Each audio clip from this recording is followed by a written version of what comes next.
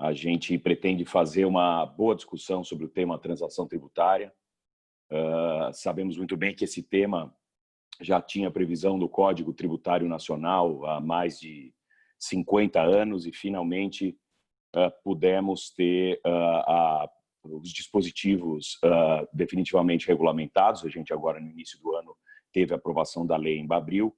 Então, a gente agora pode efetivamente discutir transação tributária na prática, né? A gente, muito tempo, só debateu esse tema na teoria e, finalmente, a gente pode experimentar o que significa negociar débitos e dívidas tributárias com a Fazenda Nacional. É curioso dizer que a gente já tem algumas modalidades à disposição dos contribuintes.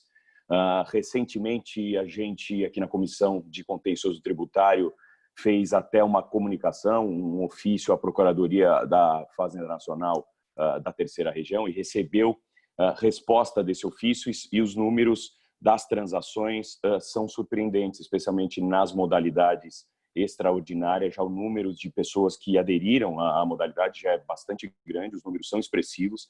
Ainda o número de transações individuais não é tão grande, evidentemente, a gente está no começo de conviver com o Instituto, de conhecer o Instituto, e não é por outra razão que a gente resolveu fazer aqui o webinar para tentar conversar um pouquinho sobre o assunto, trazer para vocês as novidades, saber efetivamente o que está sendo discutido e aplicado na prática.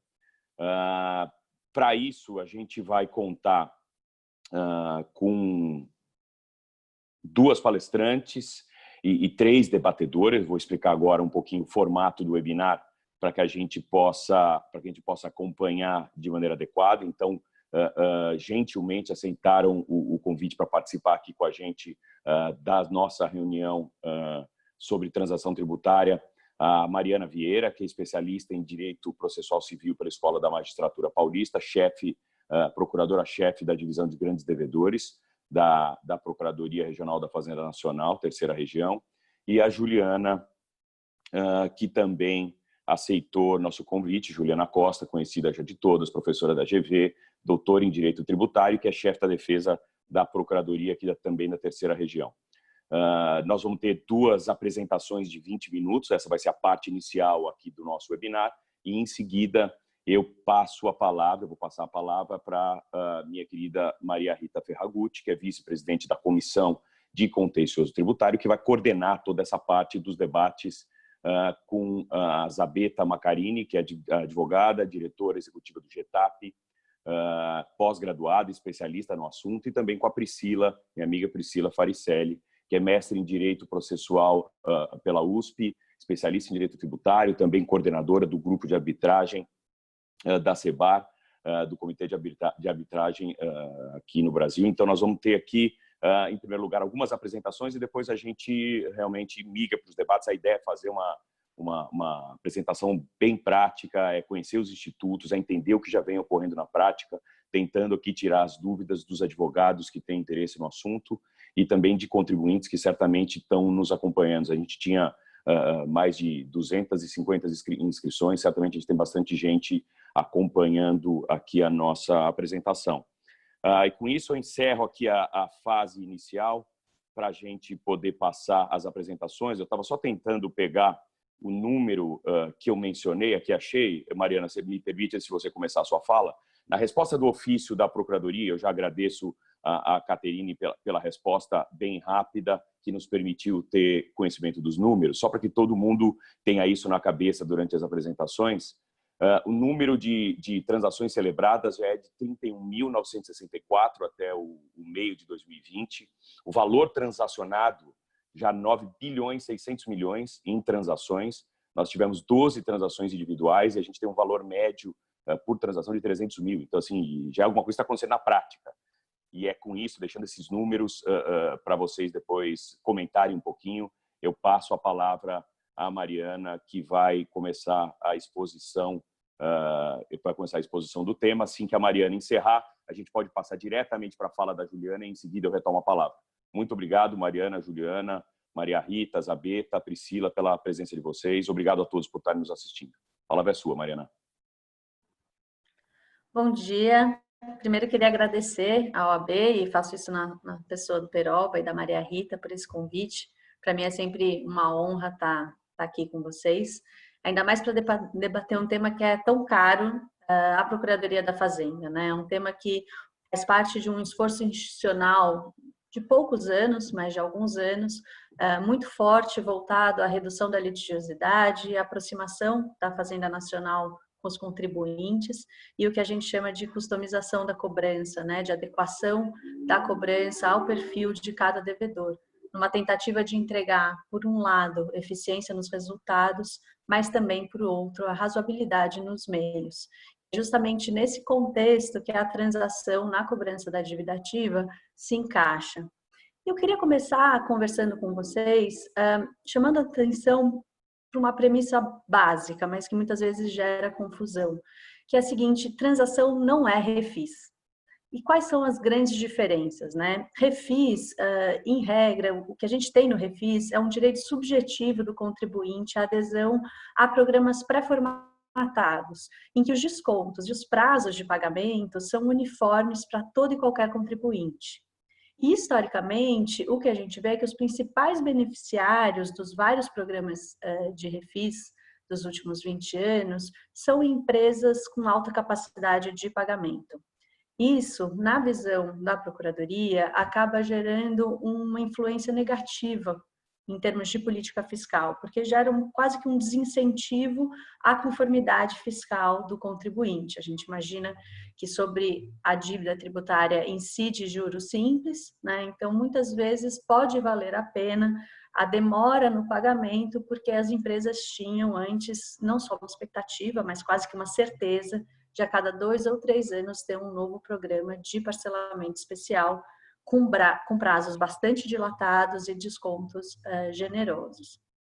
A transação, ela parte de premissas diferentes. Ela parte da premissa da discricionariedade e da flexibilidade. E é essa flexibilidade que permite respostas rápidas a situações de crise, como a que a gente enfrenta hoje em decorrência da pandemia de Covid. A transação, ela é disponibilizada por mera portaria da Procuradoria, né? Então ela não exige aquele tempo todo de tramitação legislativa. E a discricionariedade permite que a Fazenda adeque o remédio ao paciente. E a principal exemplo disso são os descontos, que eles variam de contribuinte para contribuinte e eles são deferidos apenas aos créditos considerados irrecuperáveis ou de difícil recuperação. Aqui a gente começa a parte mais prática da nossa conversa, que acho que é a pergunta de muitos aqui, né? Como raios a Procuradoria determina o que são créditos irrecuperáveis e de difícil recuperação?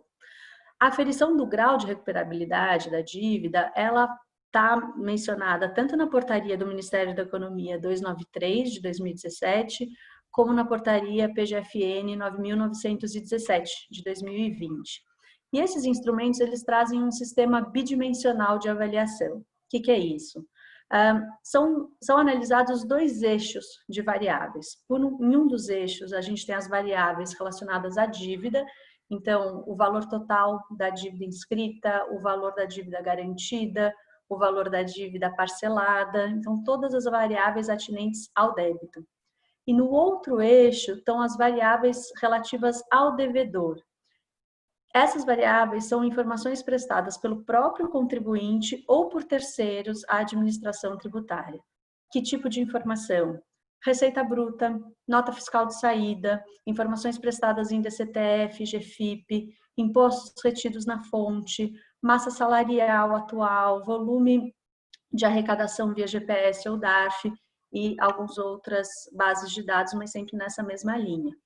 Com base nessas 2 informações, né, o eixo que nos mostra a geração de riqueza e o eixo que nos mostra o estoque da dívida daquele contribuinte, a pergunta que a gente tenta responder é: o contribuinte tem capacidade de pagar a sua dívida em um prazo de 60 ou 84 vezes?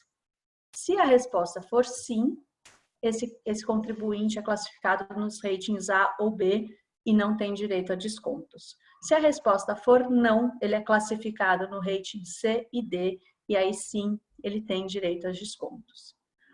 Um ponto importante para a gente ter em mente é que todas essas variáveis disponíveis para a Fazenda Nacional, elas têm um certo delay, né? Quando a gente olha para elas, a gente normalmente está olhando para o ano anterior, está olhando para 2019, no caso. Só que acontece que tinha uma pandemia no meio do caminho, né? Teve uma pandemia aí, uma pedra no nosso desenvolvimento econômico.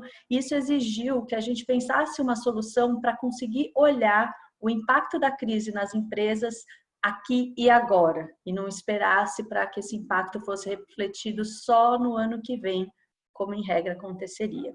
E é com esse objetivo que a transação excepcional, que eu vou conversar um pouquinho mais para frente com vocês, ela criou a figura de um fator de redução da capacidade de pagamento. Tá? Então, basicamente, o que acontece?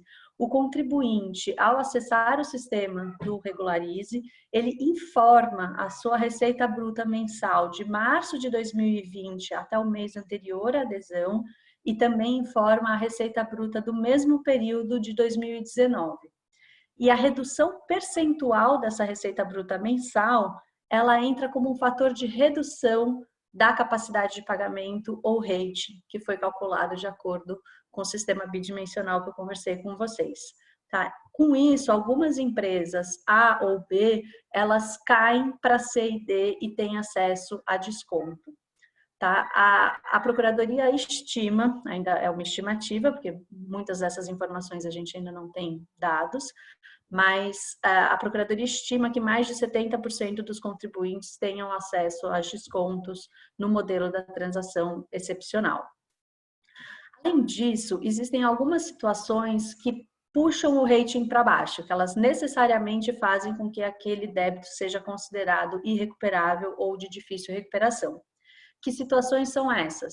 Aqueles débitos inscritos há mais de 15 anos e sem anotação de garantia ou parcelamento, débitos suspensos por decisão judicial há mais de 10 anos e débitos de titularidade de devedores falidos em recuperação judicial ou liquidação, CNPJs baixados de forma involuntária, né, por inaptidão, inexistência de fato ou omissão, e CNPJs inaptos ou suspensos e CPFs com indicativos de óbito.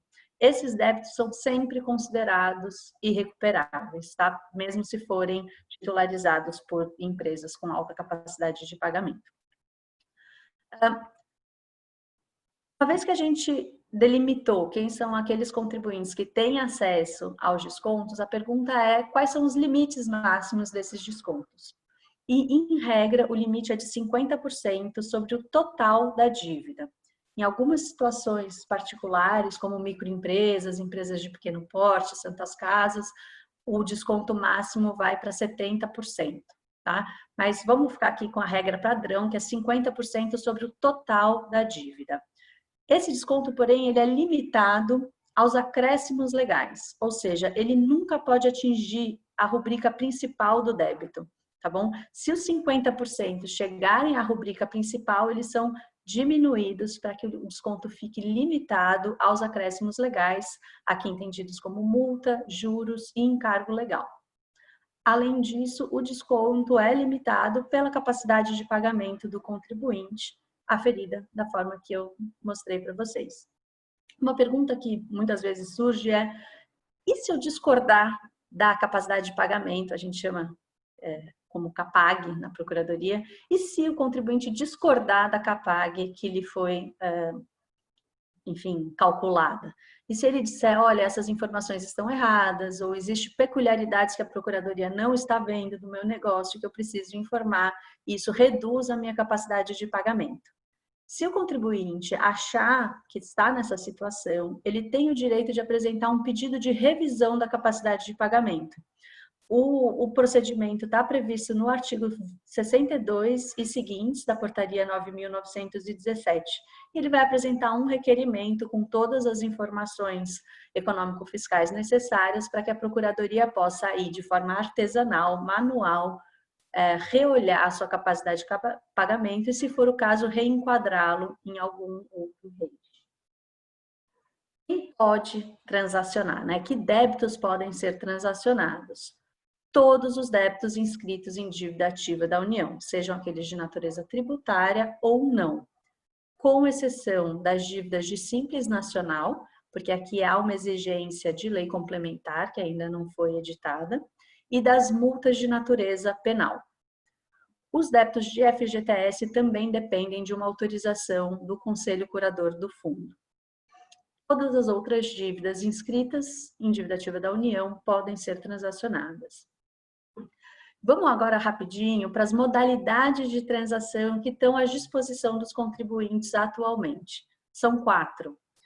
A primeira é a transação por adesão, prevista no edital 1 de 2019, que foi prorrogada depois pelo edital 3 de 2019. A transação extraordinária, prevista na portaria 9.924 de 2020. A transação excepcional, prevista na portaria 14.402, também de 2020.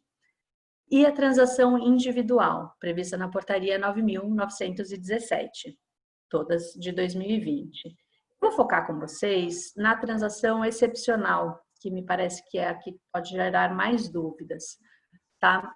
Vamos direto para ela, depois se der tempo a gente pode voltar para as outras modalidades.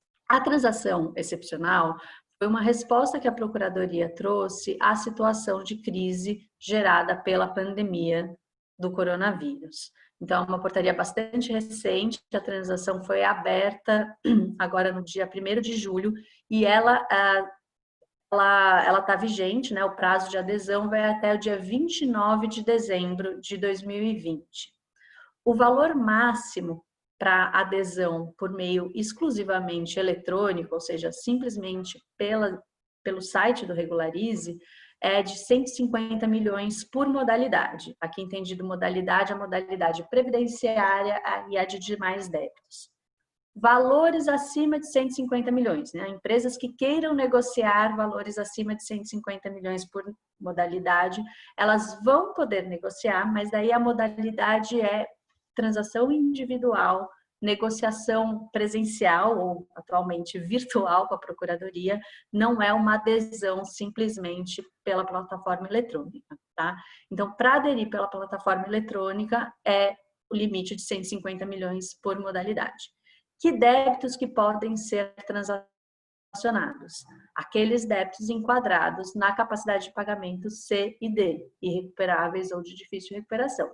Lembrando que aqui a gente tem aquele impacto da pandemia, da queda da receita bruta no cálculo da capacidade de pagamento do contribuinte. Quais débitos podem ser incluídos? Na verdade, o contribuinte tem obrigação de incluir todos os débitos nessa transação? Não. Na transação excepcional, o contribuinte pode escolher que dívidas ele quer transacionar. Então, vamos supor um contribuinte que deva 500 milhões de reais. Se ele quiser transacionar só 150 e transacionar por adesão, por meio eletrônico, ele pode, tá? Ele não tem obrigação de incluir todas as dívidas. Quais são as condições deferidas a estes contribuintes? Eu vou me ater aqui principalmente às pessoas jurídicas, as que a gente chama de demais pessoas jurídicas, né, que não estão em situações especiais. E para essas pessoas jurídicas, quais são as condições? É uma entrada de 4% da dívida, dividida em 12 vezes. Tá? Isso dá 0,33% ao mês por 12 meses. A ideia da Procuradoria é que este período de 12 meses seja um período em que a empresa possa levar o impacto, né, da crise e estabilizar e, a partir daí, começar uma retomada com valores de pagamento maiores. Tá? Então, é uma entrada de valores, em regra, baixos, alongados aí até por 12 meses. Passados esses 12 meses, são concedidos descontos progressivos, que vão de 50% do total da dívida a 35% do total da dívida. E essa variação vai depender do número de parcelas que o contribuinte escolher, tá bom? Então, se ele escolher 36 vezes, 50% de desconto. Na outra ponta, se ele escolher 72 vezes, 35% de desconto, tá? Para empresas em situações especiais, microempresas, empresas de pequeno porte, santas casas, cooperativas e organizações sem fins lucrativos, o desconto máximo vai até 70% e 133 parcelas, além das 12 iniciais, tá bom? Para pessoas físicas também, 70%, mais 130, em até 133 vezes. O cálculo da parcela, ele é feito pelo valor da dívida dividido pelo número de parcelas, né? Após a aplicação dos descontos. Mas todo mês a gente vai ter que fazer uma comparação entre este valor de parcela e o valor resultante do 1% da receita bruta do mês imediatamente anterior, tá? Daquela empresa. E o valor devido vai ser o maior deles, certo? Além da transação excepcional, eu disse para vocês que dívidas acima de 150 milhões iriam para a transação individual. A transação individual ela é prevista na portaria 9.917 e ela é uma espécie de regra geral das transações, tá? Não há prazo de adesão aqui, porque é um instituto que pode, daqui para frente, sempre ser acionado. Não existe valor máximo para ser negociado, tá? Só o piso que é o de 150 milhões, porque abaixo disso pode ser transacionado na via eletrônica na transação excepcional. As condições aqui são sempre negociadas em diálogo direto da fazenda com o contribuinte, respeitados os limites legais de descontos e de prazos, certo? Nessa daqui, existe a obrigatoriedade de inclusão de todas as dívidas do contribuinte. Agora, só um detalhe, todas as dívidas são todas as dívidas em situação irregular, em situação de cobrança, tá? Então, se o contribuinte tem dívidas parceladas ou dívidas garantidas sendo discutidas no judiciário, essas dívidas não precisam ser incluídas na transação individual, tá? Então, quando a gente fala inclusão obrigatoriedade de inclusão de todos os débitos, são os débitos em situação irregular. E mesmo assim, a portaria 9.917, ela tem uma brecha dizendo que se for comprovada a incapacidade de pagamento do contribuinte para todo aquele estoque, a Fazenda Nacional pode autorizar que só uma parte da dívida seja transacionada. Tá? Eu reuni aqui, nos próximos 2 minutinhos, algumas perguntas que são muito frequentes de virem para a gente. A primeira delas, as modalidades de transação, elas podem conviver? Sim, elas podem. Vamos imaginar que um contribuinte aderiu à transação excepcional no limite de 150 milhões por modalidade e ainda tinha débitos em aberto. Esse contribuinte pode também negociar na transação individual depois, tá? Então, em regra, as modalidades de transação, sim, elas podem conviver. A transação extraordinária, que é uma outra modalidade que não tem descontos, também pode conviver com qualquer outra modalidade de negociação.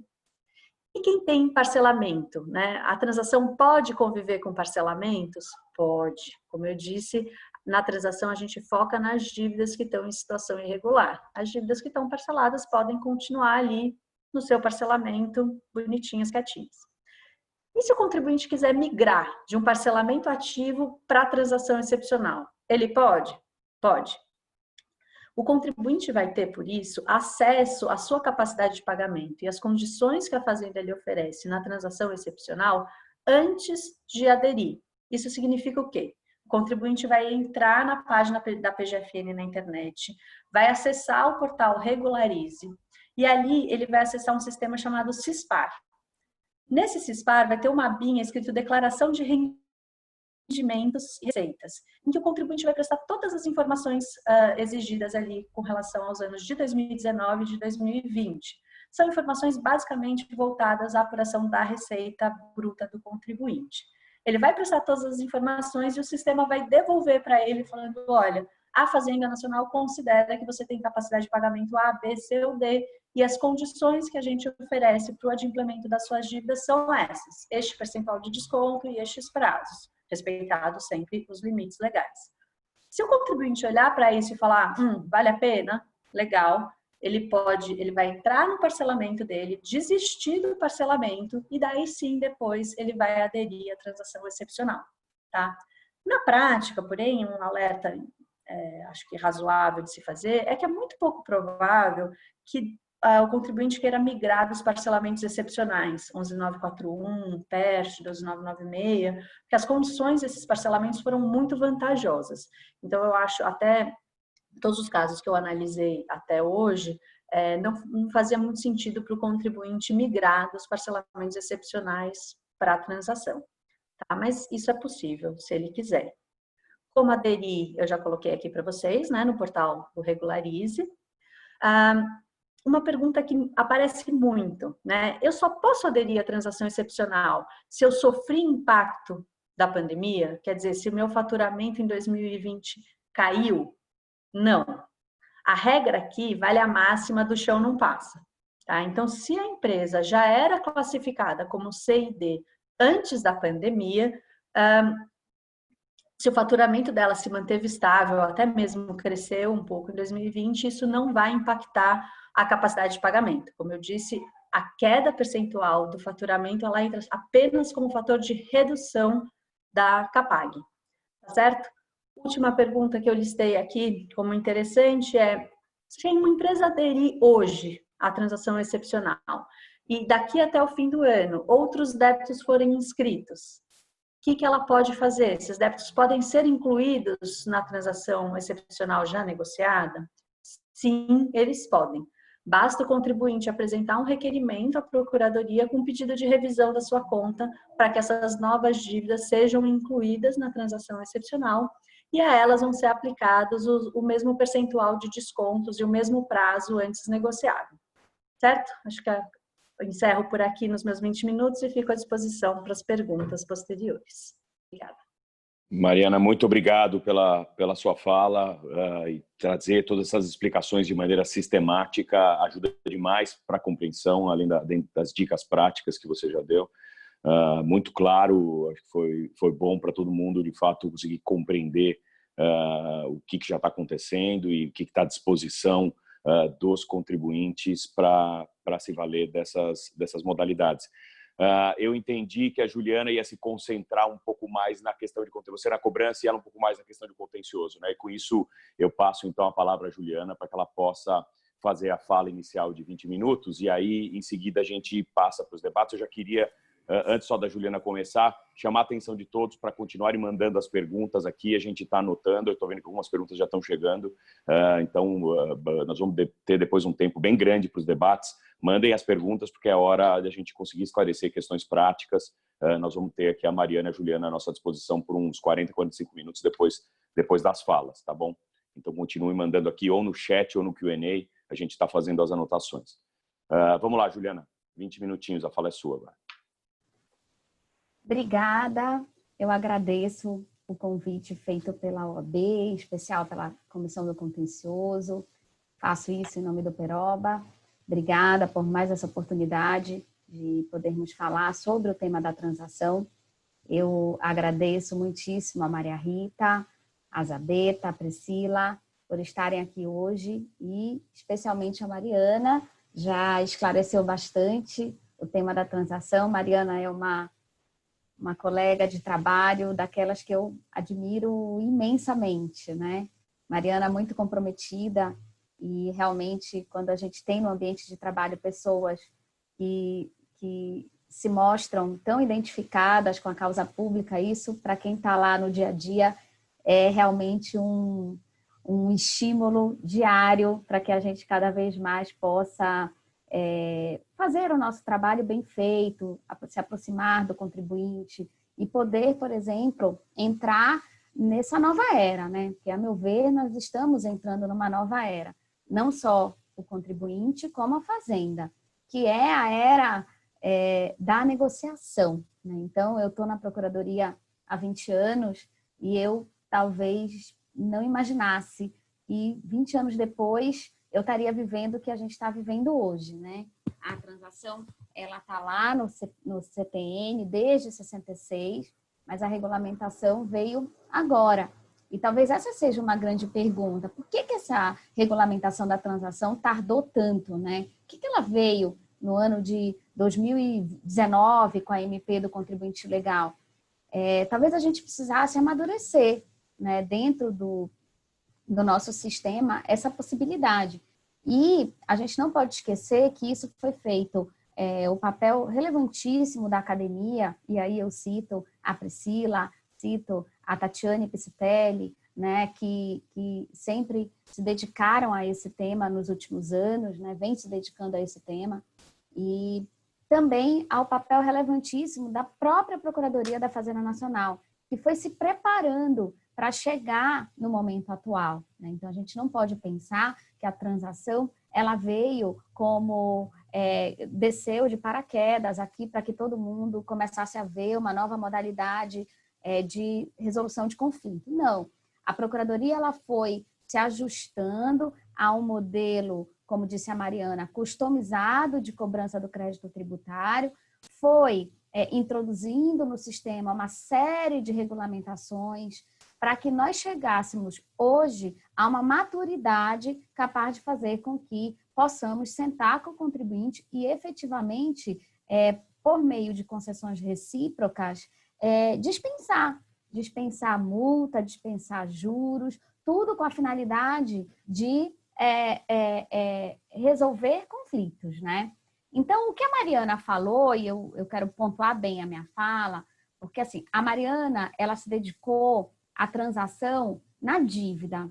Então, a gente faz uma distinção entre a transação na dívida e a transação no contencioso. O que seria isso, né? A transação da dívida é quando eu já tenho crédito inscrito em dívida ativa, ou seja, eu já tenho um valor executável. Então, eu já tenho um valor que já foi reconhecido como devido e, portanto, ele está em aberto e aquele contribuinte, para se regularizar perante a administração tributária, ele precisa resolver esse crédito. E aí vem a transação com as várias possibilidades desse contribuinte tentar solucionar o seu passivo fiscal, ok? Então, por exemplo, a Mariana colocou muito bem todas as transações que hoje estão à disposição do contribuinte. Nós temos transações que derivam da própria atitude do contribuinte, que é o caso da transação individual, ele propõe, e nós temos os casos das transações por adesão,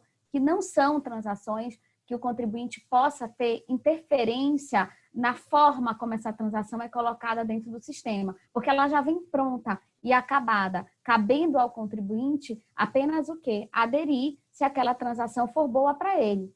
E aí, nesse ponto, nós temos a transação por força da Covid, né, que nós temos duas possibilidades em aberto, uma que dá desconto e uma que não dá. Então, obviamente, vocês já devem imaginar que a que dá desconto, ela tem muito mais requisitos que devem ser observados pelo contribuinte. Então, aquele contribuinte, obviamente, ele vai precisar demonstrar a sua capacidade de pagamento reduzida, senão ele não vai ter direito ao desconto. Por outro lado, a transação que não dá desconto, ela é mais ampla. Então, ela pode beneficiar todo e qualquer contribuinte que queira diferir o pagamento do seu crédito tributário. Então, vejam que nós temos essas duas transações abertas por força da Covid e nós temos a transação individual que eu acabei de falar, que é proposta pelo contribuinte, e a transação, como disse a Mariana, que leva em consideração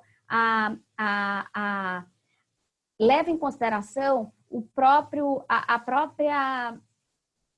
crédito, né? Então, por exemplo, ele vai lá, olha o crédito, olha o contribuinte, já presume situações em que o crédito é considerado irrecuperável, que são as hipóteses do edital 01, que foi expandida até o dia 30 de julho, né?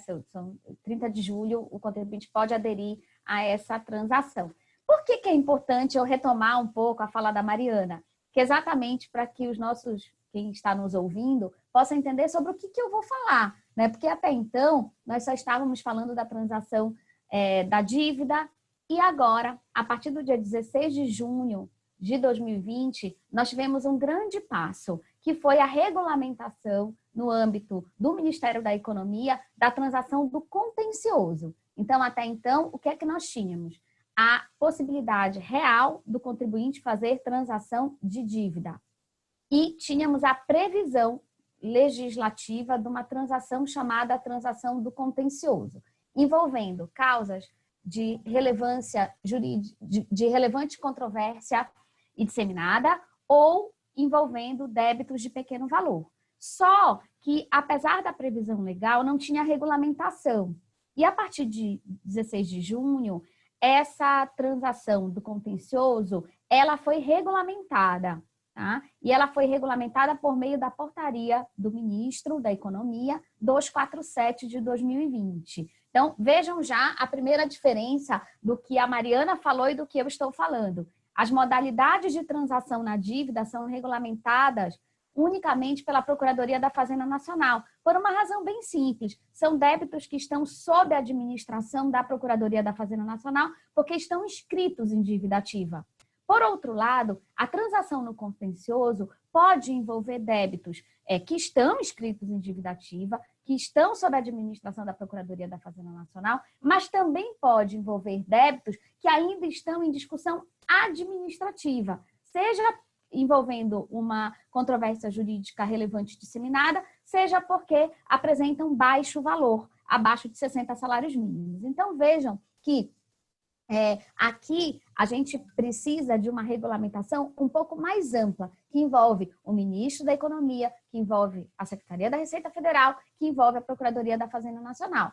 Então, vocês já podem identificar que a gente tem aí a primeira distinção. Como eu falei, a transação na dívida envolve os débitos que já estão inscritos em dívida ativa e que, portanto, a gente já tem uma certeza, né, sobre a sua existência, a sua viabilidade. A transação na defesa, ela envolve ações que são movidas pelo contribuinte, que são as chamadas ações anti-exacionais, que é exatamente naquela situação em que o contribuinte está questionando a própria existência do débito. Então, ele pode ter uma ação declaratória, uma ação anulatória, mandado de segurança, ele pode ter uma discussão no CARF, por exemplo, mediante um recurso lá para a Câmara Superior, enfim. Ele está na fase de discussão da própria existência do débito. Então, nesse caso, é possível que seja proposta uma transação pela Fazenda Pública que contemple essa tese jurídica. Então, é uma tese jurídica que tem que ser relacionada a uma controvérsia relevante, jurídica e controvérsia jurídica relevante e disseminada. Bom, então, o que acontece no caso da transação do contencioso? Já temos a regulamentação, mas o contribuinte ainda não pode aderir a essa transação, porque precisa do edital. Então, essa é uma outra diferença entre a transação no contencioso e a transação na dívida. Como a Mariana bem colocou, a transação da dívida, apesar da gente ter as modalidades por adesão, que via a adesão ao edital, nós temos uma possibilidade que está constantemente aberta para quem deve acima de 15 milhões de reais e que apresenta uma incapacidade de pagamento do seu débito nos 5 anos, num prazo de 5 anos sem a concessão de desconto. Está francamente aberta essa possibilidade para esse contribuinte. No caso da transação do contencioso, não há possibilidade do oferecimento da transação pelo contribuinte. Tá? O contribuinte ele não vai poder apresentar uma proposta de transação. Ele precisa aderir ao edital que vier a ser publicado pela Procuradoria da Fazenda Nacional. Já existe esse edital em matéria de contencioso? Não.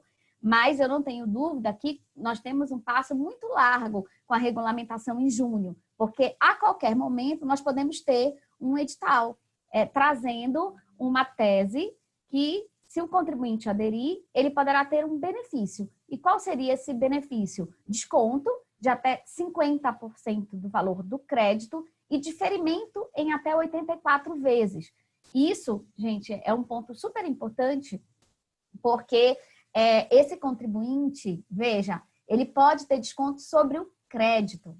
Até então, a Mariana, e na transação na dívida, o desconto ele sempre se dá sobre os acessórios, multa, juros, encargo legal. E na transação do contencioso, a lei permitiu a possibilidade do desconto de até 50% ser sobre a totalidade do crédito. Então, pode sim incidir sobre o principal, tá? Então, isso é um ponto importantíssimo. Então, quando é que essa transação, por exemplo, vai poder ser contemplada pela administração tributária? Como eu disse, são em 2 hipóteses, tá? Eu vou focar primeiro na controvérsia jurídica disseminada e relevante, essa que o desconto é de até 50% e que o contribuinte pode fazer o diferimento do pagamento em até 84 vezes, ok? Porque a de pequeno valor tem uma pequena diferença em relação a esses benefícios. Pois bem, focando na controvérsia jurídica relevante e disseminada. Veja, existe uma discussão sobre a exigibilidade de um crédito, sobre a existência de um crédito e há uma dúvida. Então, existe uma dúvida sobre qual a melhor interpretação, qual o melhor caminho que deve ser dado para a resolução daquele conflito. Então, diante da dúvida, tá, a administração tributária, ela abre mão de receber o crédito na sua totalidade. Essa é a concessão dada pela Fazenda Pública. Por outro lado, o contribuinte que se submeta àquela situação ali de questionamento de um determinado tributo, ele abre mão de discutir aquela controvérsia até os últimos recursos possíveis dentro da esfera judicial. Então, ele abre mão da discussão judicial. Então, veja que por isso que nós estamos falando de um meio alternativo de solução de controvérsia, porque, de verdade, na transação, o contribuinte e a Fazenda, eles abrem mão da solução originária que era dada a eles para a resolução do conflito, que era a busca do Poder Judiciário. Eu tenho dúvida sobre um determinado tributo, como eu devo apurar aquele tributo, como ele deve ser exigido, tenho. Então, eu vou entrar com uma ação. Esse é o primeiro caminho. Com a transação, pode acontecer de eu deixar de lado esse caminho e optar pelo caminho da solução consensual direto com a administração tributária. Mas, para isso, é preciso que a administração tributária efetivamente identifique o que é uma controvérsia jurídica relevante e disseminada. Esse é o grande ponto da transação do contencioso. O que seria essa controvérsia, né, relevante e disseminada? A Lei 13.988, ela identificou controvérsia jurídica relevante, aquela que ultrapassa os interesses subjetivos da causa. Então, aí a gente vê até uma certa aproximação com o Instituto da Repercussão Geral, né? Todos vocês conhecem, sabem que hoje o Supremo Tribunal Federal, ele só julga aquelas questões que ultrapassam o interesse das causas das partes envolvidas naquela controvérsia.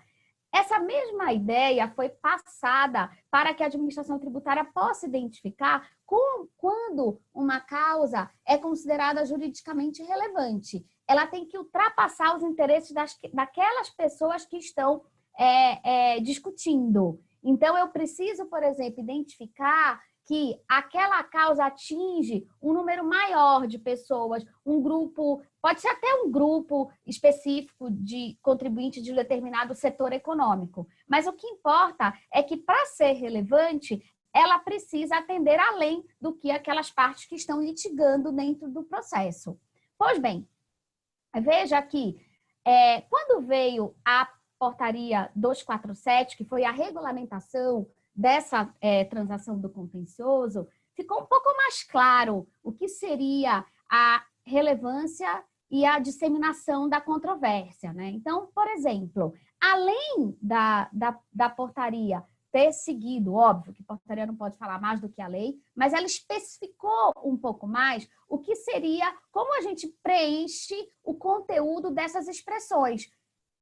Controvérsia, relevante e disseminada. Então, veja, é relevante quando ultrapassa os interesses subjetivos da causa e quando ainda, preferencialmente, não tenha sido submetida ao rito dos recursos repetitivos. E aí vocês vão me perguntar por que isso foi colocado na portaria? Por uma razão muito simples.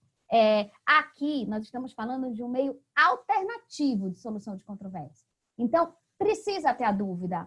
Se não tiver a dúvida, a Fazenda não tem por que dar desconto e o contribuinte não tem por que abrir mão da discussão judicial. Isso é óbvio. Então, quando eu tenho uma matéria que foi submetida ao rito do repetitivo, eu já tenho uma presunção de que aquela matéria ela tem um viés relevante. ela envolve uma quantidade grande de pessoas que precisam ver aquela controvérsia definida. Mas muitas vezes eu já tenho sinais de como aquela tese vai ser resolvida, né? Muitas vezes ela só é submetida ao rito dos repetitivos exatamente porque se quer uniformizar o entendimento nacionalmente. Mas você já tem os indícios.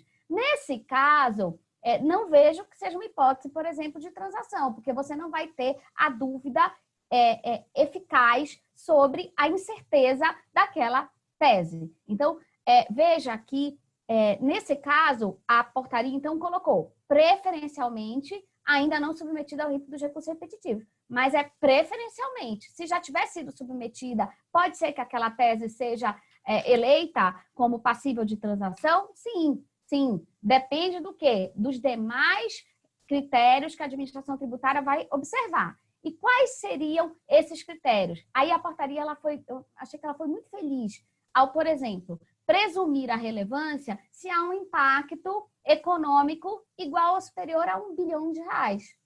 Se eu tenho impacto, isso é objetivo, né? Aquela tese envolve uma discussão que envolve valores astronômicos, ela está presumivelmente eleita para ser objeto de um edital de transação. Pois bem, também, quando que se presume a relevância? Quando se tem decisões divergentes entre as turmas ordinárias do CARF e a Câmara Superior, ou mesmo acórdãos e decisões, enfim, sentenças, divergentes no âmbito do contencioso judicial. Então, tudo isso são indícios para levar a administração tributária a identificar qual tese que gera dúvidas e que não vale a pena continuar a discussão. Seja porque a resposta do judiciário não será rápida e, por exemplo, daqui a 10 anos, quando eu for receber aquele crédito, talvez aquele contribuinte não tenha mais nem condição de efetuar aquele pagamento.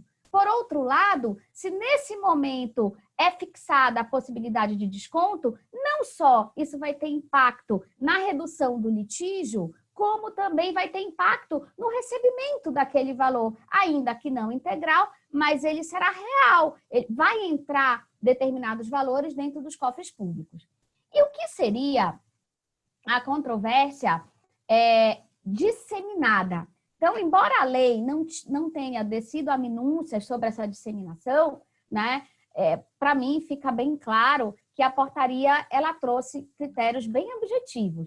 Por exemplo, significa que uma demanda é disseminada quando eu tenho discussão em pelo menos 3 tribunais regionais federais diferentes, quando eu tiver mais de 50 processos em discussão envolvendo aquele tema, quando, por exemplo, existe um incidente de resolução de demandas repetitivas em curso perante um dos tribunais regionais federais, ou mesmo a demanda, seja administrativa, seja judicial, que envolva uma parcela de contribuintes significativa de um determinado setor econômico ou produtivo. Então, vejam que nesses casos, tá, nós temos, então, alguns sinais de que aquela controvérsia ela é disseminada. Então, vejam que a portaria 247 ela foi fundamental para estreitar o que seria o relevante e o que seria o disseminado. Pois bem, aí vocês podem estar perguntando, essa questão é muito relevante. Quem propõe essa tese?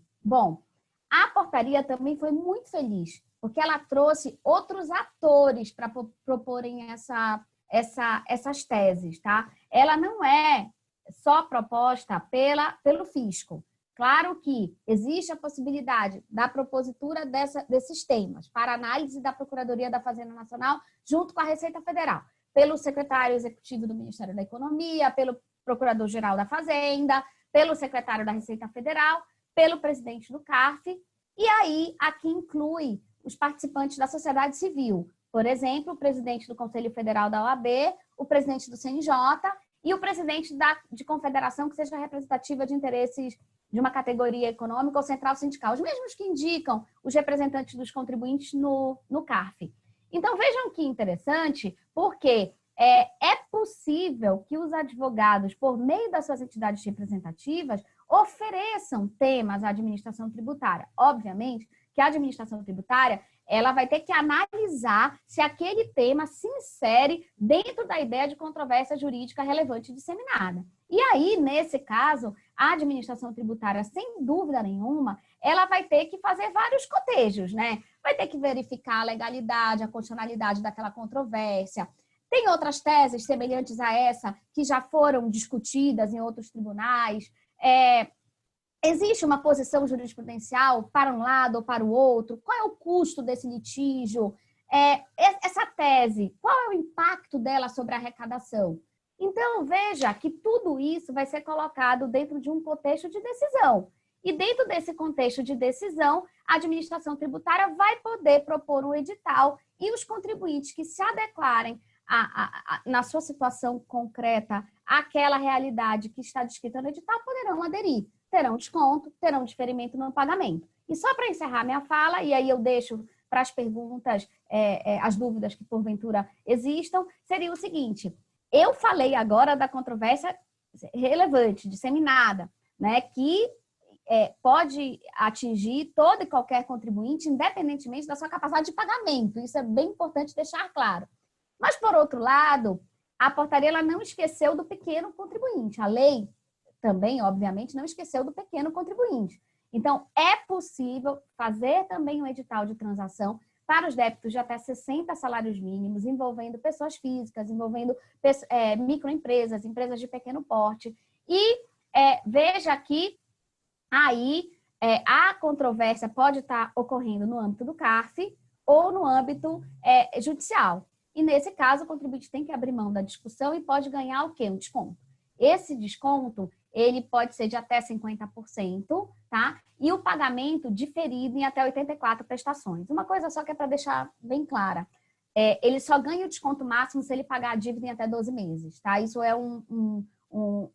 uma trava que foi definida na própria lei. Então, vejam que, encerrando a minha fala, nós temos, então, uma transação super ampla, né? O contribuinte pode optar desde a transação da dívida, desde a transação do contencioso de causas jurídicas relevantes e disseminadas, até o contencioso de baixo valor. Então, todas as opções estão aí na mesa e eu acho que são eventos como esse que fazem com que a gente garanta que o contribuinte entenda o que está à disposição dele para ele poder aderir. E a Fazenda, sem dúvida, está esperando o contribuinte querendo essa adesão. Então, obrigada mais uma vez e eu fico aqui à disposição para os debates. Juliana, muito obrigado pela fala. Eu queria agradecer mais uma vez você e a Mariana por gentilmente terem aceitado o convite aqui para conversar com a gente. Eu achei que as duas falas combinadas trouxeram uma visão bem completa do que tem hoje em dia em termos de todas as situações, modalidades de cobrança e contencioso. Acho que foi importante para todos aqui que estão nos assistindo terem uma visão bem clara do que a gente tem à disposição hoje em dia. E sabe que eu estou bastante entusiasmado. Eu vejo algumas pessoas um pouco céticas ainda em relação ao Instituto. Eu estou bastante entusiasmado e muito mais, evidentemente, do que entusiasmado com a regulamentação que finalmente veio, com a maneira como a Procuradoria tem se comportado, tem vindo a público, tem tentado esclarecer, tem feito um debate bem aberto e esclarecedor em relação aos contribuintes. De fato, se a gente está partindo para um instituto que envolve negociação, se a gente não tivesse a Procuradoria realmente se abrindo nesse momento e se apresentando, contando, tentando esclarecer dúvidas, a gente teria pouca chance de ter isso bem desenvolvido. Mas não é o que está acontecendo. Eu agradeço vocês e aqui parabenizo a postura da Procuradoria em todo esse processo. Eu acho que merece, sem dúvida nenhuma, elogios. Por último, antes de passar só a palavra à Maria Rita, uma das coisas que eu achei muito inteligente foi a introdução da modalidade excepcional nesse último momento. Existiam alguns movimentos no Congresso para a edição de um refis. A pior coisa que poderia acontecer agora para o desenvolvimento da transação seria a aprovação de um refis amplo e restrito no Congresso Nacional. Acho que, em relação a isso, todos nós estamos de acordo. A gente vai ter a possibilidade de desenvolver um instituto que merece, sem dúvida nenhuma, aperfeiçoamento. Tem uma série de pontos que nós vamos discutindo aqui, que eventualmente é só questão de pegar prática, entender. Existe uma série de questões sensíveis que a gente ainda tem que tratar melhor na regulamentação, mas um refis seria uma ducha de água fria nessa história toda. Eu acho que a Procuradoria foi muito hábil e muito rápida na implementação da modalidade, e isso nos permite continuar aqui concentrados a discutir um instituto que certamente vai ter que vai nos trazer bons frutos. Eu vou passar a palavra agora à Maria Rita, que é a grande idealizadora do evento e pensou em deixar uma grande parte, a gente seguiu à risca aqui o nosso cronograma, ela pensou em deixar uma grande parte para as perguntas e para os debates, que efetivamente é onde a gente consegue caminhar com essas questões, tirando as dúvidas práticas. Rita, eu já vi que chegaram 6, 7 perguntas, eu anotei todas elas aqui. A palavra é sua, você vai coordenar o evento nessa parte dos debates. Fica à vontade para me chamar, se você quiser que eu coloque alguma pergunta das pessoas que estão nos mandando. Se você tiver anotado, você vai fazendo por aí mesmo. A palavra é sua, você conduz a coisa daqui para frente. Muito obrigado a todos pela participação. Bom dia a todos e a todas que estão nos assistindo. Eu queria dizer que para a OAB São Paulo é uma grande alegria poder contar aí com a Mariana e com a Juliana.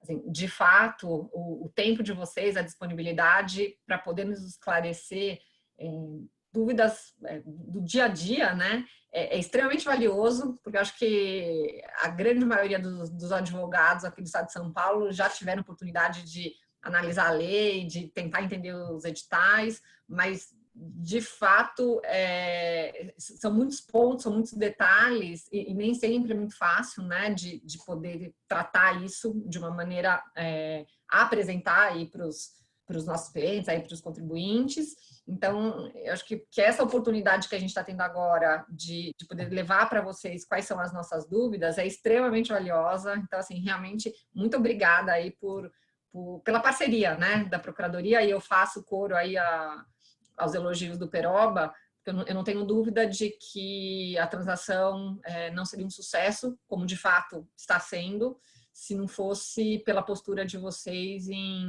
vir a público e esclarecer e colocar de uma forma assim, tão positiva algo que para a sociedade brasileira é absolutamente fundamental. Então, assim, obrigada pela iniciativa de vocês e pelo tempo, tá? Nós vamos começar aqui fazendo algumas questões, certamente abordando os pontos que estão vindo pelo chat, né? E algumas outras que nós também pensamos e que nos parece assim, importantes. Então, o nosso objetivo aqui é tentar cobrir o máximo possível de perguntas, tá? Eu queria iniciar fazendo uma questão a respeito do contencioso relevante, e depois para a Juliana, né? E depois as demais eu passo para a Mariana. No que diz respeito, Juliana, assim, ao contencioso relevante, então, assim, para todos nós, está muito claro que quando, né, os editais forem publicados, é condição para adesão que o contribuinte, obviamente, renuncie às alegações de direito, né? E isso, com relação a isso, não tem dúvida. A questão que surge uma vez que essa renúncia é feita, ok? Para créditos já constituídos, então o contribuinte ele renunciará e terá direito aos benefícios contemplados no edital. Como fica uma situação de débito ainda não constituído, mas que venha a ser sobre aquela matéria, ok? Em que o contribuinte, uma vez tendo renunciado à alegação de direito, ele não poderá discutir a tese jurídica no judiciário, isso está claro. Então, assim, eu uso como um exemplo aí se por hipótese fosse publicado um edital sobre preço de transferência IN versus lei, ok? Que em tese seria elegível para esse tipo de transação. Então, eu, contribuinte, vou lá, renuncio e faço adesão às condições aí da transação. Um ano depois lançado um valor, ok? Dentro do prazo decadencial, então assim, tudo certo, é lançado um valor, porém, este lançamento, ele contempla uma base de cálculo errada, por exemplo, a maior, que eu não concordo, independente do que seja, tá? Ou um contribuinte, uma responsabilidade solidária que eu não concordo. Então, assim, a minha renúncia para fins de adesão ao edital, a renúncia à questão da alegação de direito, significa o que exatamente? Porque que eu não poderia discutir IN versus lei, isso está claro. Só que o lançamento tributário ele tem um potencial de abordar muitas outras questões, até mesmo decadência, né? Assim, a cadência, a questão da base de cálculo, a questão de responsabilidade, que não estão diretamente atreladas à discussão do mérito. Como é que fica a situação desse contribuinte, né? Ele poderá discutir a questão da IN versus lei, apesar de ter renunciado para fins de adesão à transação? Então, essa é uma primeira questão que eu coloco. E eu gostaria de colocar daí mais duas relacionadas aí à dívida, né? A primeira delas é o seguinte: quando a procuradoria ela analisa o impacto, né, assim, sofrido por um determinado contribuinte, e aí pode ser tanto na excepcional quanto na individual, né? Então, impacto Covid versus capacidade de pagamento, por exemplo. Aí, para fins de definição dos percentuais de redução da dívida, tá? Esta análise é feita considerando o CNPJ devedor, ok? Então, a capacidade de pagamento daquele contribuinte que está devendo, ou numa situação em que nós temos uma empresa que faz parte de um grupo econômico, tá? Em que parcela deste grupo econômico encontra-se numa situação muito difícil de incapacidade de pagamento nos 5 anos, mas parte não, tá? Qual é o olhar da Procuradoria? Analisa-se o grupo econômico ou analisa-se o CNPJ? E o mesmo vale para pessoa física e pessoa jurídica, né? Então, uma pessoa física que aderir a transação excepcional vai se olhar o quê? O CPF da pessoa física ou a pessoa física somada às empresas por ele detidas, né? Então, assim, qual é o olhar da Procuradoria para fins de análise do percentual de redução nessas situações de pessoa física ou de grupo econômico? E a última questão diz respeito ao fato de que a legislação ela não permite que haja transação, né, para multas de natureza penal. O que exatamente quer dizer multa de natureza penal? Então, assim, multas aduaneiras, parece que a resposta é um pouquinho mais fácil. Mas quando nós tratamos de multa qualificada, por exemplo, a multa qualificada, o 150%, no caso de um planejamento tributário considerado pela Receita como abusivo, com 150% de multa. Aquele contribuinte, ele não pode transacionar por causa do 150% da multa, ou ele pode transacionar, porém ele não fará jus à redução em função desses 150, tá? Então, são essas as 3 questões iniciais aqui que eu gostaria de colocar para vocês, mais uma vez agradecendo a oportunidade de ouvi-las.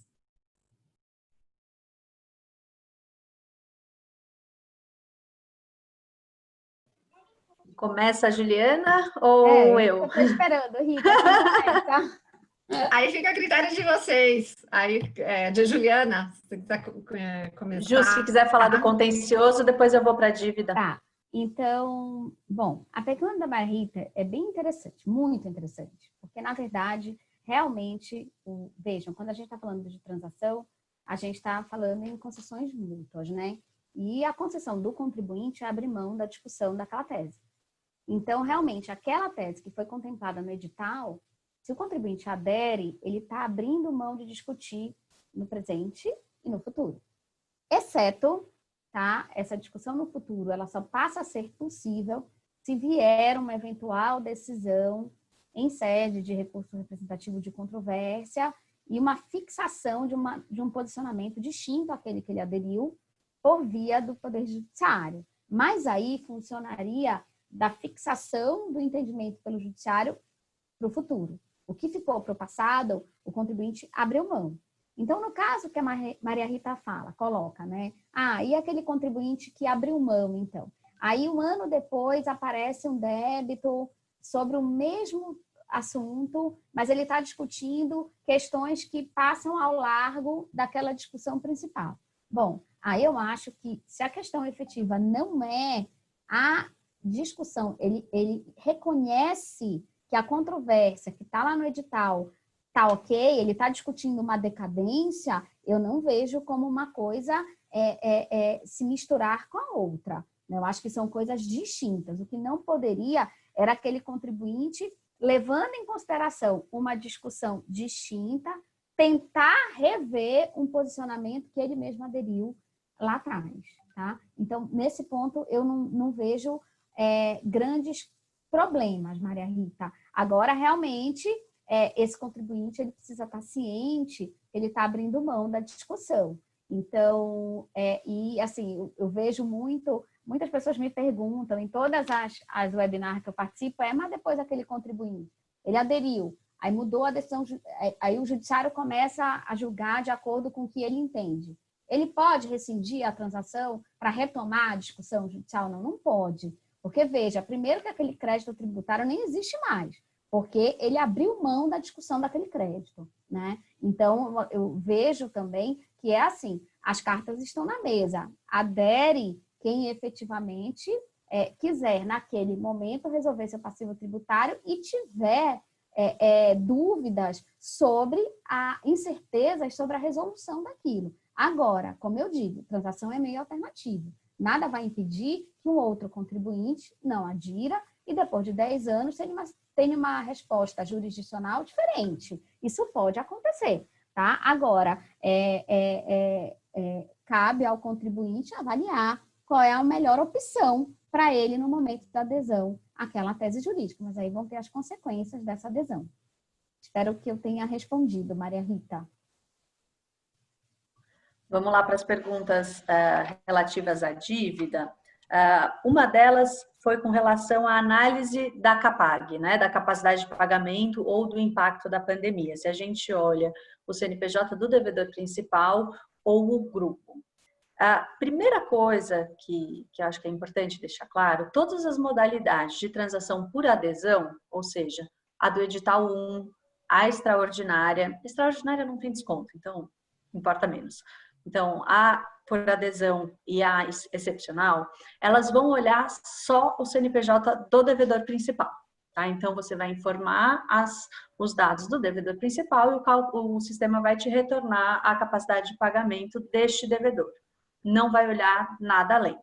Agora, a gente precisa deixar claro que a portaria 9.917, ela permite, daí a gente está no âmbito daquelas transações mais artesanais, ou seja, a transação individual, negociada, né, cara a cara, diretamente fazenda e contribuinte, a portaria permite que seja considerada a CAPAG do grupo. Mas o que isso significa? A gente sabe, acho que Maria Rita, Juliana, melhor do que todos nós aqui, sabem bem que o simples fato de compor um grupo econômico não traz responsabilidade tributária. Então, na hipótese da pergunta, um grupo econômico, eu tenho uma empresa com baixa capacidade de pagamento e outra saudável, com alta capacidade de pagamento. Isso vai interferir na análise da CAPAG? Não, não necessariamente. Agora, eu tive uma situação em que foi reconhecida a corresponsabilidade tributária. Seja no lançamento, desde o lançamento, todas as empresas já foram autuadas como corresponsáveis, seja judicialmente posteriormente, né? E daí, então, essa corresponsabilidade é refletida nos sistemas da dívida.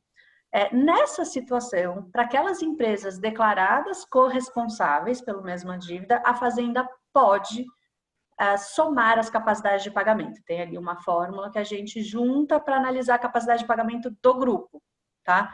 Mas não é um dever, é um poder. Por quê? Em algumas situações, mesmo a corresponsabilidade que já foi deferida judicialmente, ainda é objeto de intenso litígio. Então, isso também vai ser considerado na mesa de negociação. Qual que é a chance de êxito dessa responsabilidade se manter?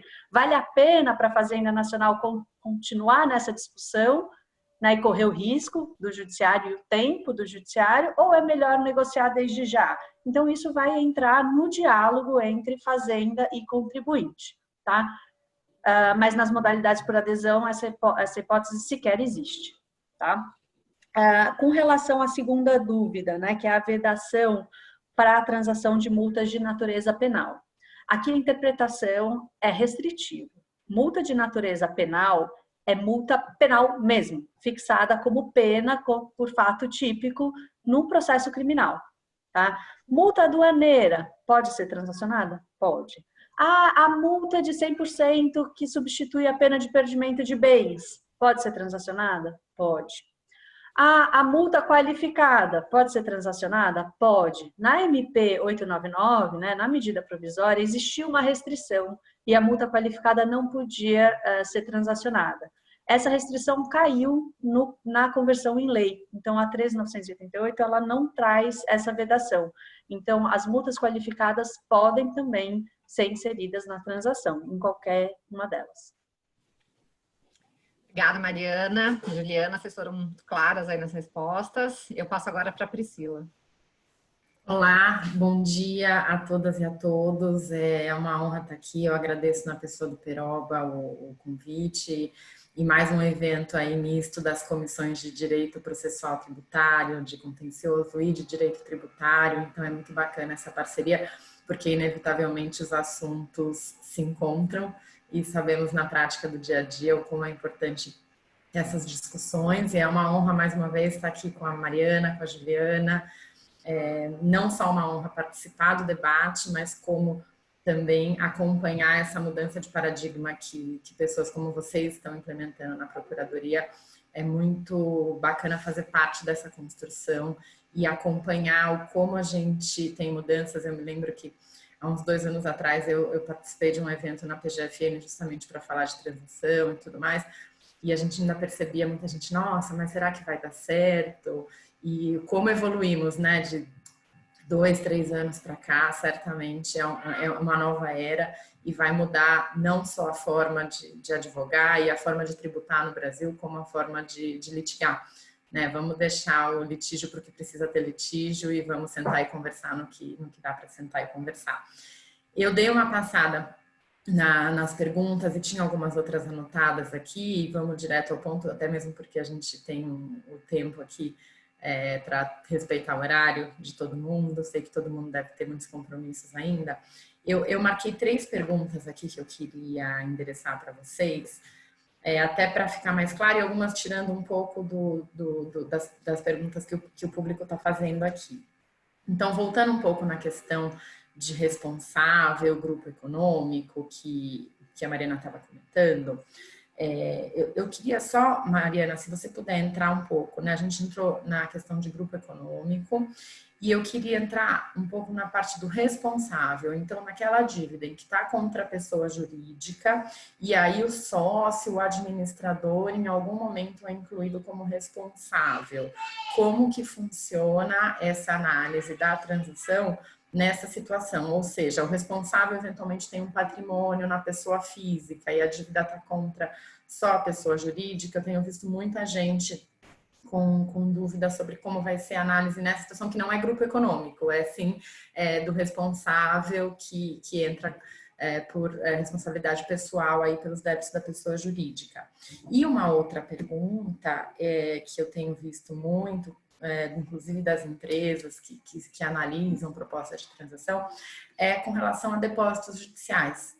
Né? Ou seja, eu tenho valores depositados judicialmente de créditos que eu quero eventualmente inserir aí numa transação e numa potencial conversa com a Procuradoria.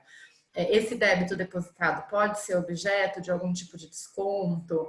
Se eu depositei o tributo na data do vencimento, como que funciona a parte de desconto no juro? Se o valor está depositado, a gente sabe que esse valor, uma vez depositado na data do depósito, ele entra em conta única da União, ou seja, ele é uma receita ainda que provisória, mas é uma receita da União naquele momento.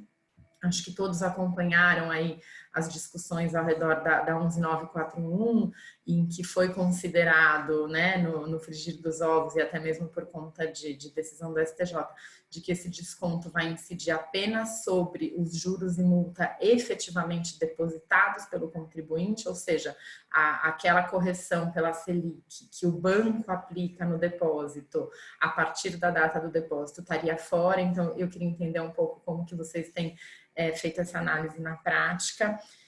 E, Juliana, essa transação de controvérsia relevante é a menina dos meus olhos. Eu acho que a gente tem muito a evoluir aí e eu achei muito interessante. A portaria realmente veio trazendo alguns esclarecimentos, mas até mesmo por conta de algumas conversas que eu tive com alguns clientes e com associações, eu acho que aí a gente vai ter um início de diálogo entre PGFN e entidades representativas, né, de alguns negócios e de algumas indústrias.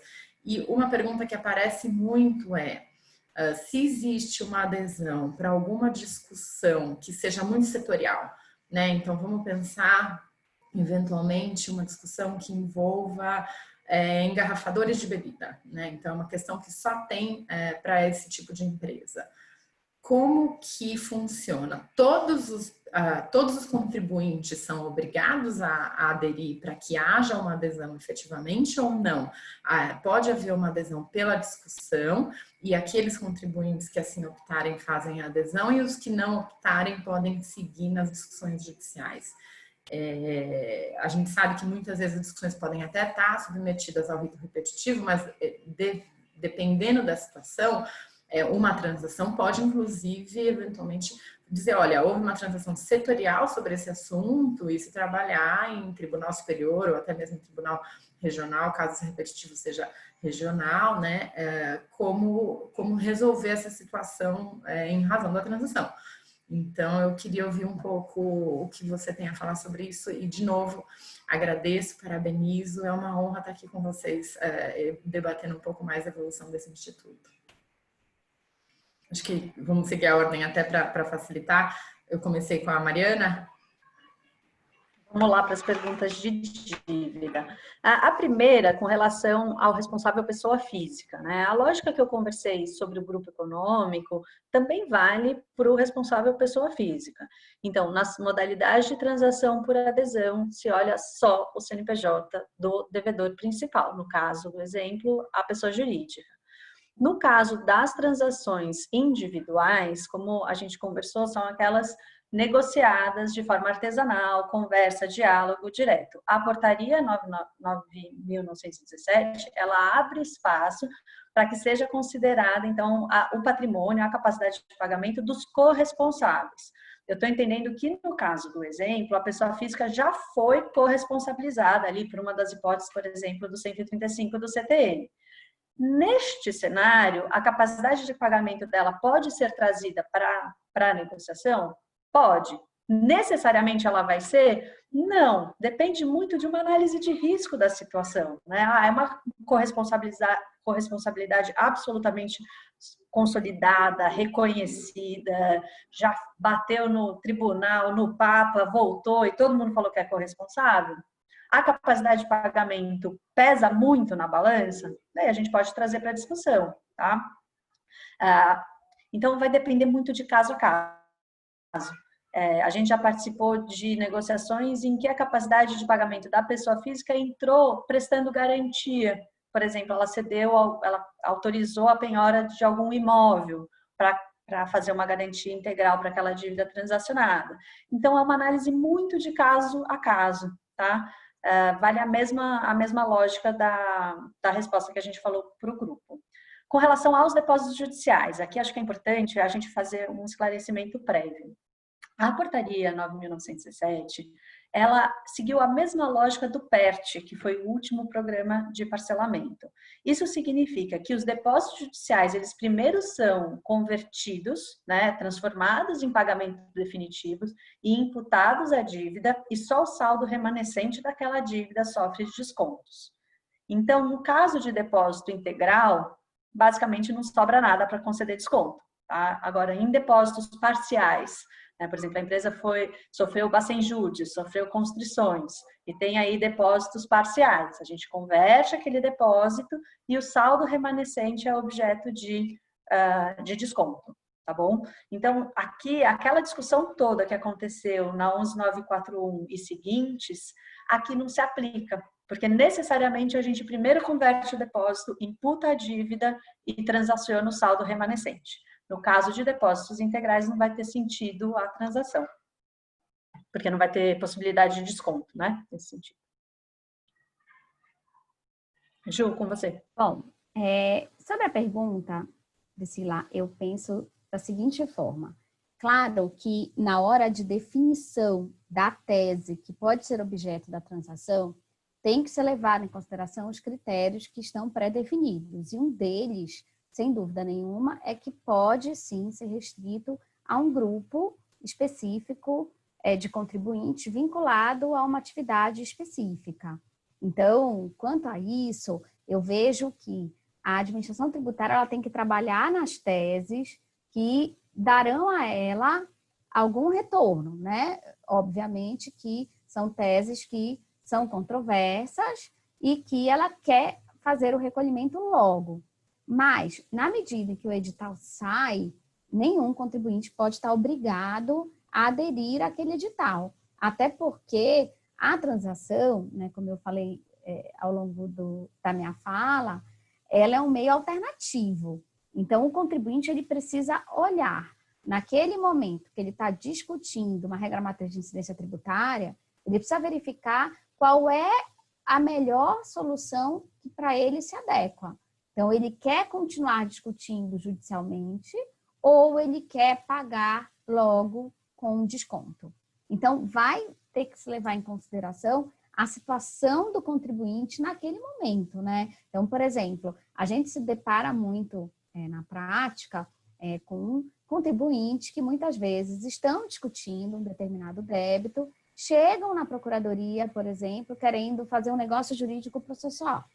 Chegam lá e falam, olha, essa tese aqui, eu já desisti dela.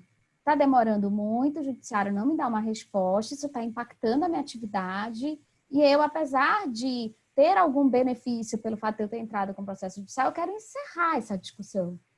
E, muitas vezes, isso cabe dentro da negociação que está sendo feita ali, como uma moeda de troca para algumas outras coisas que o contribuinte ali pode adquirir em seu favor, né? Agora, então, veja, eu posso ter contribuintes que queiram aderir ao edital, mas eu posso ter o contribuinte que acredita piamente na sua tese, está com ela garantida, aquele depósito, por exemplo, não está fazendo falta na análise, na vida financeira dele e, portanto, ele não vai querer aderir, tá? Então, nesse ponto, eu não vejo como uma obrigatoriedade, embora o que você colocou, para grupos bem específicos, esse dado pode ser considerado para a eleição da tese e, no final, pode ser uma transação sem êxito, das pessoas não aderirem. Por isso que eu acho que a Procuradoria ela vai ter que ser muito criteriosa em quais são essas teses, porque ninguém coloca um edital na rua achando que não vai ter adesão, né? Pelo menos eu acho que é a intenção do fisco. Tá bom? Obrigada. Muito obrigada, muito esclarecedor. Acho que muitas dúvidas surgem aí na prática do dia a dia e eu tentei trazer algumas que os clientes pontualmente têm. É importante que todos possam ouvir de vocês as respostas certas. E de imediato, aproveito aqui, conforme o pedido da Rita, passo para que a Zabeta possa trazer mais dúvidas e questionamentos aqui para a gente seguir nos debates. Bom dia. Primeiro eu queria agradecer, né, mais uma vez a participação aqui no evento, excelentes comentários, excelentes explicações. Juliana e Mariana, agradeço imensamente as explicações, né, de todas essas modalidades de transação. A transação, como a gente comentou aqui, como a gente vem trabalhando há muitos anos já, era um marco divisório realmente, uma questão bastante relevante para a gente resolver, ou pelo menos começar a resolver o nosso contencioso. Então, assim, eu não me canso de elogiar a Procuradoria em todos os eventos que a gente participa. Na Priscila, né, Priscila, a gente participou daquele evento, a gente sempre diz, realmente, olha, é louvável e elogiável toda essa iniciativa e toda essa força que está sendo empenhada, e principalmente no desenho dessas modalidades, né? Então, assim, o ano passado tínhamos nenhuma transação tributária, hoje temos uma quantidade de modalidades que se adequam a várias situações dos contribuintes, ou seja, é bem claro aí a intenção da Procuradoria no sentido de criar procedimentos que possam ser utilizados em várias situações, né? Então, a gente tem várias modalidades e ficou mais relevante ainda com relação à Covid, né? A Covid veio realmente... pegou todo mundo de supetão, então as duas modalidades, a excepcional e a extraordinária, elas realmente são bastante relevantes nesse momento, né? Então agradeço aí imensamente de ter a Procuradoria puxado, né, como o Peroba colocou, já puxar a linha de frente na Procuradoria e fazer uma coisa bastante customizada para que a gente possa ter aí digamos, uma prática para resolver esses débitos, né? Duas perguntas para facilitar, porque nós estamos já falta 8 minutos só para terminar e respeitando, a gente tem duas perguntas que eu queria fazer aqui, privilegiando os internautas. A primeira delas, que a gente acabou não conversando, se vocês poderiam entrar um pouquinho, os créditos dos contribuintes. A Priscila falou dos depósitos judiciais, mas como que os créditos dos contribuintes vão ser tratados, né? A gente viu que na lei se prevê a possibilidade de usar os precatórios, né? Os créditos líquidos e certos, mas é recorrente sempre a pergunta, e vem de todos os lados, e os meus outros créditos, né? Então, temos uma pergunta aqui do Denis aqui no chat, perguntando como que eu poderia usar os prejuízos, né? Os prejuízos fiscais não vão ser utilizados, e aí até outros créditos, e ampliar um pouquinho como que nessa transação a Procuradoria pode, talvez não nesse momento, no que está na legislação, mas ampliar depois no futuro próximo, para considerar também outros créditos, tendo em vista até porque ficou um limite bastante alto, né? Se a gente pensa que 50% do débito tem que ser pago, imediatamente para as empresas vem a seguinte pergunta: puxa, se 50% tem que ser pago, como é que a gente faz para aproveitar ou para utilizar o máximo possível da minha capacidade de créditos, prejuízos, e hoje que várias empresas têm aí créditos tributários, prejuízos e depósitos, né? Então, acho que se a gente podia discutir um pouquinho mais sobre o tema. E a última pergunta se da mesma maneira da Covid, né, que veio duas modalidades na PGFN, se também a Receita Federal também está trabalhando numa modalidade para combinar esses débitos todos, né, ou seja, na Procuradoria, débito de ação judicial, mas também seria relevante que você pudesse trazer também aí os débitos na esfera administrativa. Não sei como está essa interligação entre os dois, teoricamente, as duas modalidades aí de transação. Só isso, essas duas perguntas. E agradeço, parabenizo todos. Maria Rita, parabéns pelo evento. Peroba, maravilhosa condução na comissão. Agradeço imensamente estar aqui com vocês nesse evento. Oi, vamos lá para a primeira pergunta, né, Ju, que eu acho que é mais de dívida, com relação aos créditos do contribuinte, né, o que a gente pode utilizar. Então, os créditos de precatórios e os créditos líquidos e certos previstos ali na portaria 9.917, existe o procedimento ali fixado, não vou descrever em razão do tempo, mas está tudo ali na portaria 9.917. Agora, prejuízo fiscal e base de cálculo negativa.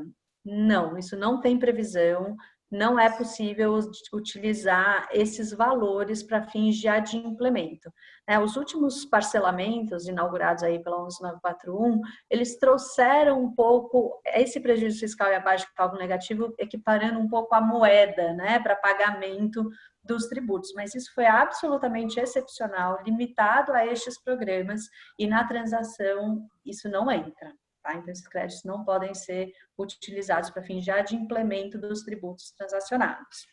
Créditos de ressarcimento e restituição também é uma questão que aparece muito, né? Por exemplo, crédito de ressarcimento de PIS/COFINS importação e outras modalidades.